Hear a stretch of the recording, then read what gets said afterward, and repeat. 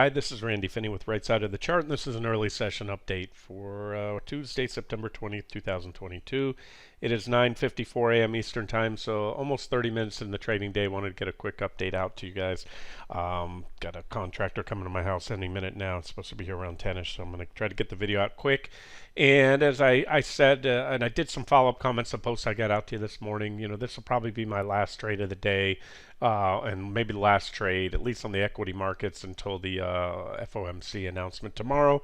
From my experience, you get a lot of whipsaws and volatility increasing as you get closer to that time. So I'm going to show you just a recap on the equity markets here. Big picture. Weekly charts still look like death. We are in a bear market. We're below the 200-day moving averages. We're below the primary downtrend line off the highs. A lot of selling lately. Nothing but red sticks. We're at multi-week lows.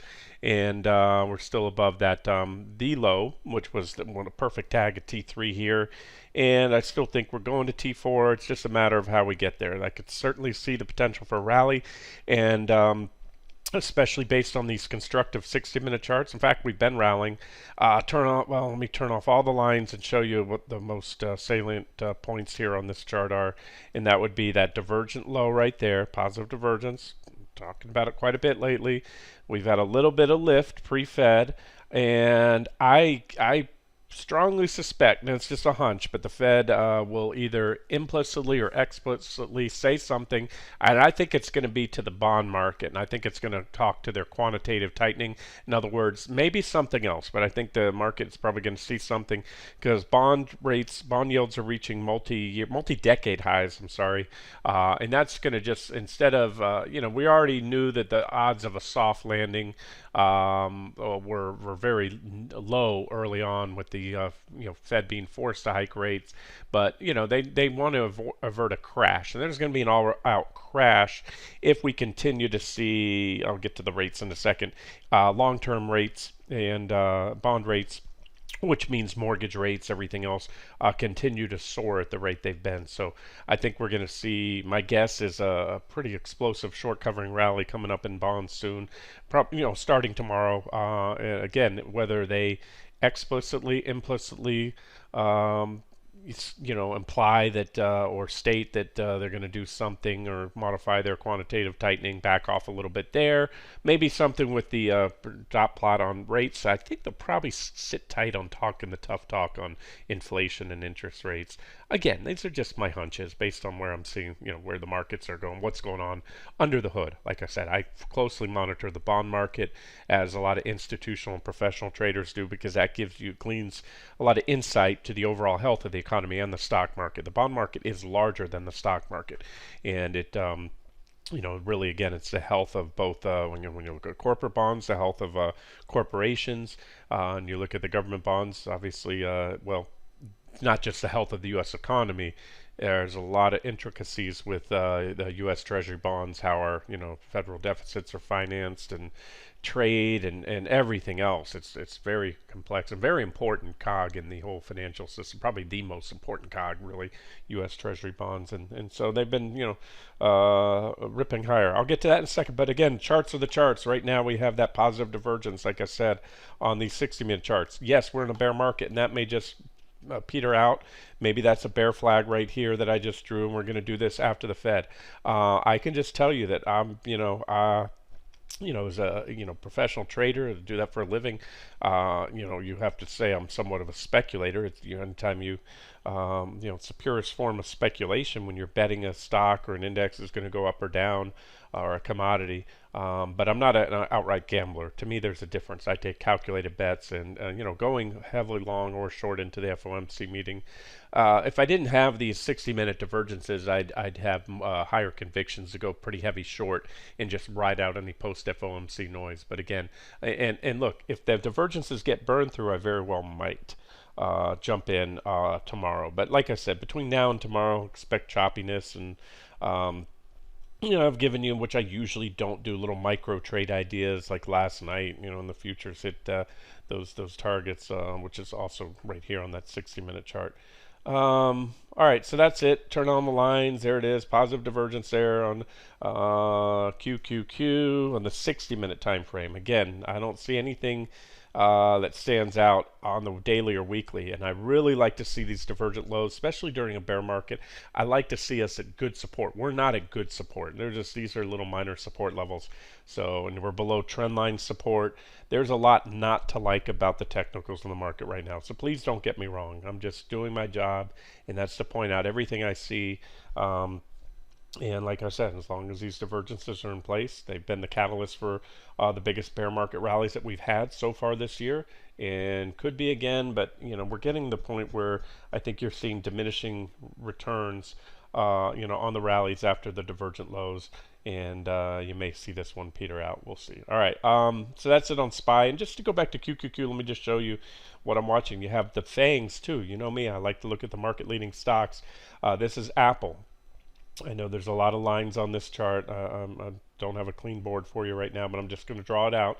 Same thing, positive divergence on the 60-minute time frame. World's largest company, at least the largest publicly traded in the U.S., largest component of QQQ, SPY, and coming off a divergent low. We'll see if it plays out for any more or if it fizzles out.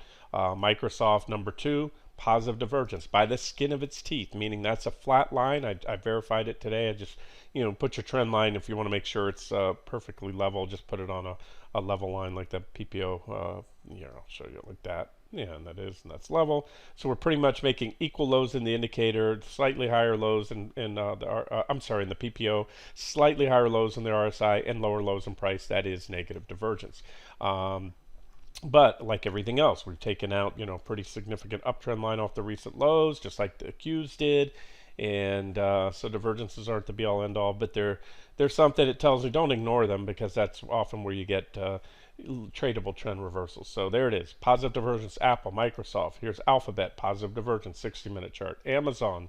And again, I can sit here and tell you the good and the bad and the ugly. This one, Alphabet, I'll just jump back to GOGL, Class A, just broke big support. Look at this trading range right there. And you had a little tiny whipsaw through there. You shot to the top of the range, ping pong, right? Up, down, up, down, up, down. False breakout with negative divergence. That's why you don't take breakouts that occur with negative divergence, because they usually fail. And when they fail, it's a pretty bearish thing. So you shot down, had one last reaction on the bottom, and then broke the bottom of the channel. Will this be a whipsaw? Maybe. I don't know. Like I said, if I could make a much better case to be long on the daily or weekly, I would say, yeah, probably will be. But in fact, we're in a bear market. It may be the real deal, and this divergence may be burned out. All right, so I don't want to beat a dead horse. Just trying to show you I'm going down the top components of the S&P 500 and NASDAQ 100, showing you the good, the bad, and the ugly. They've got positive divergence there, but Amazon also took out the primary uptrend line right there recently. That's coming off that divergent high right there. So, all right, you know where we're at. And then, like I said, speaking more micro, meaning today, tomorrow, like I said, expect volatility. Here's that. After that post I got out to you this morning, we're using this. Last night I got out the 60-minute chart. Here, let me just show you. This is what I gave you last night. 60-minute chart of NQ and ES were both at resistance. That was this level right here on NQ, 1290. At the very same time, ES was at comparable, very good resistance. Went up again last night, had a double test and a failure. Doing so, it put in negative divergence on the short-term chart, and we've come down. Now we're at uptrend line support. So my guess is we bounce from here. I got to bounce straight out to you. That was, the arrows I had drawn down to that first level there, 1190, 11990. This is the next support right here we're at now, and there's an uptrend line off the lows. Here, we'll step down. I'll show you on a 5-minute chart. All right, so when you go to a 5-minute chart or even a 10, I've got them both here. Let me just see what I have on the 10 for you. Yeah, there's that uptrend line right there. You can draw it off the lows, a little uptrend line like that. But let me go to the 5-minute chart and show you this is what I followed up with under the in the comment section of that post I got out to you this morning. I'll give you a 5-minute chart.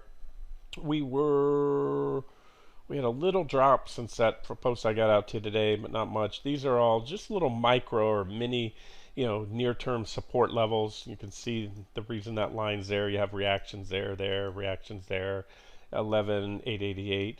And you have a 5-minute positive divergence. And this is a great active trader's time frame. I mean, we're talking very short-term stuff. A lot of times these trades are good for, percent or two, sometimes even 0.5% or 0.75%. if you're an active trader, that's worth it. So that'd be the really that I think all we get today is bounce. So far, they're selling it pretty hard. I suspected all along we'd see some profit taking, nervousness in front of the Fed, and we got it leading up to the end of last week. So far this week, it's been a lift, which we gamed mostly long on that. But that's it. Expect whipsaws, volatility, that kind of good stuff. And again, from here going on, probably forward. Given this trade, it's really pushing it right now. If we drop below that low, I'm out, and I'm only looking to get a quick bounce there. And I may, depending on what I see, price action, volume, and all that, may just if we get close enough, raise stops and let it run, and see if we could hit that 12.032. That's certainly a possibility because you just get that post or pre-FOMC volatility. The algos take over. Everybody gets bearish. Start shorting because we're down today, and then those shorts get squeezed out, and these algos fire off, high frequency trading algos. It's just buy orders. It's not about fundamentals right now. It's just about technicals and trading volatility, really. And then when the Fed talks tomorrow, you're going to see an initial rip or dip in the markets, and I always say this: don't react, don't assume that at 2 p.m. whenever it comes out, that the initial reaction is going to be the lasting reaction. Quite often that initial reaction is faded, meaning reversed and reversed sharply, and then even sometimes that reaction is faded.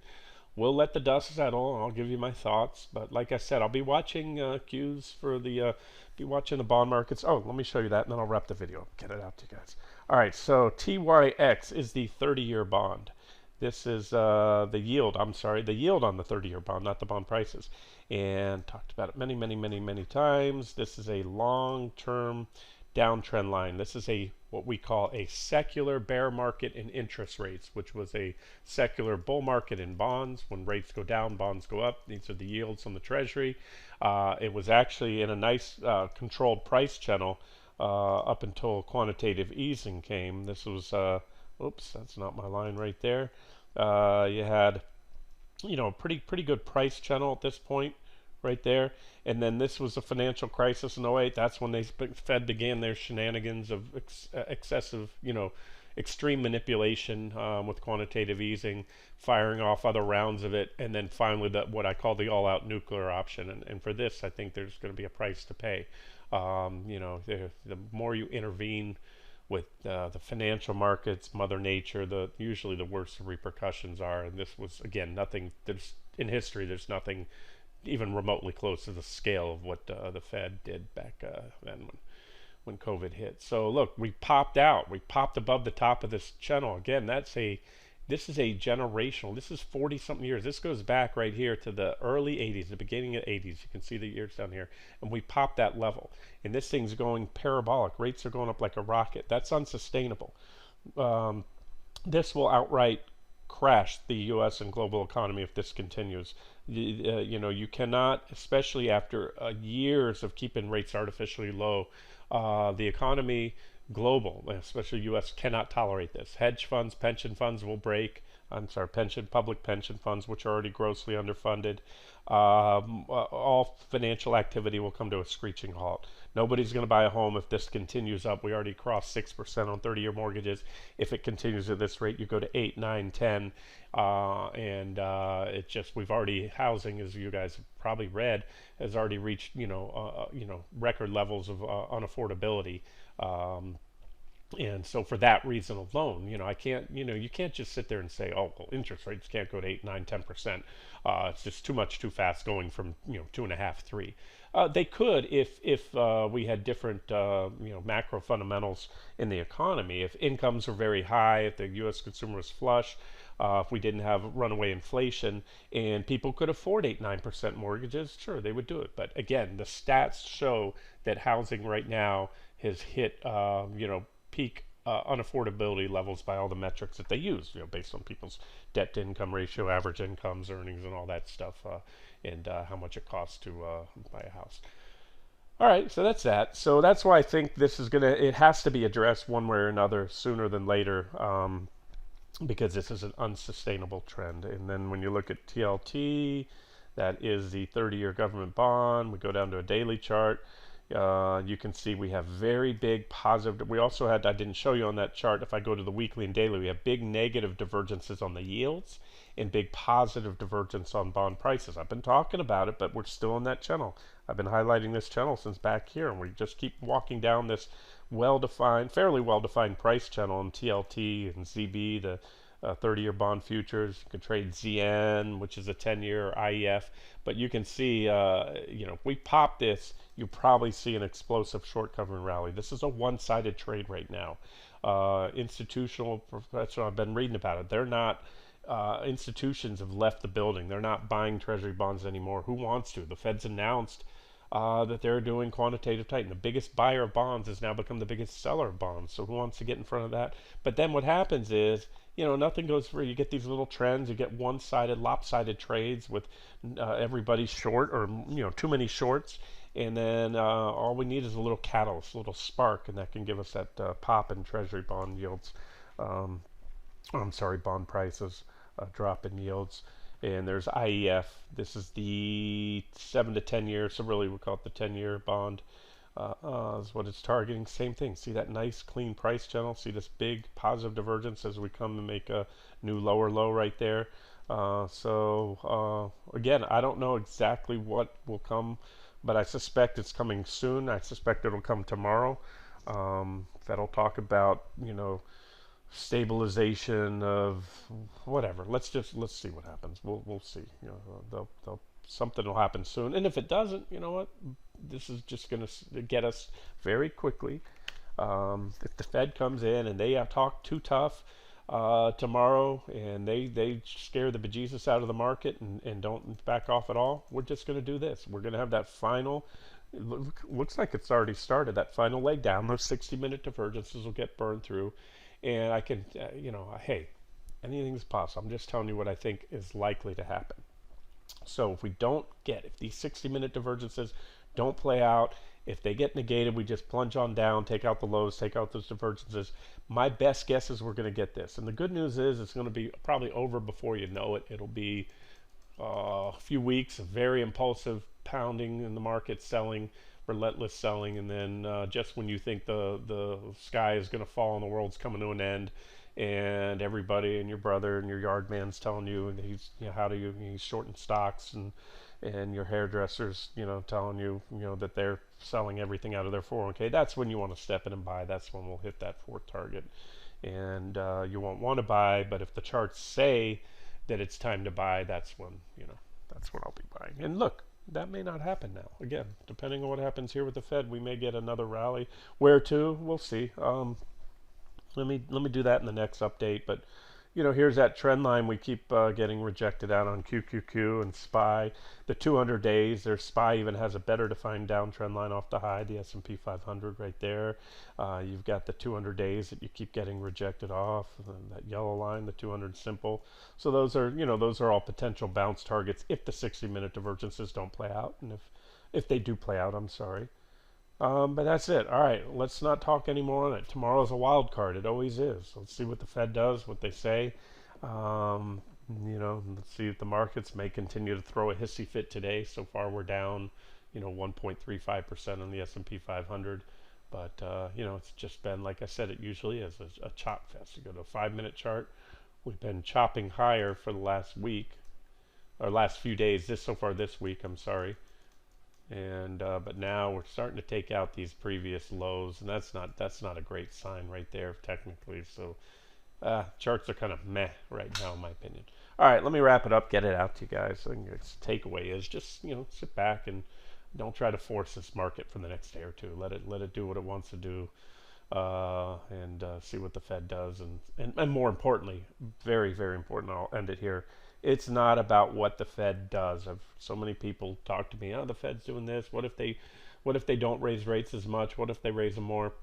The important thing is how the market reacts. So don't try to trade off news and hindsight information. It's hindsight. The second the Fed, first they're going to release what they said and did at the meeting, probably raise rates 0.75%. Then Powell gets on, does his dog and pony show, and the markets will react to that as well. But we'll watch, support levels, resistance levels, and everything that I've covered in this video, and then we'll have a good idea, or we should have some more clarification as we head in towards the end of the week here. Thursday and Friday, which way, if we're going to rally off these levels here, which is kind of the way I'm leaning right now. But I'll tell you what, I'm not going to get married to that view. If I think and I smell a quick plunge to the bottom, I might not ride it all the way down. I might jump in a little late on Thursday or Friday or even Monday. But that's what I'll do. Otherwise, I'm leaning towards the market rallying after the Fed as of right now. All right, this has been Randy Finney with Right Side of the Chart. Have a great day.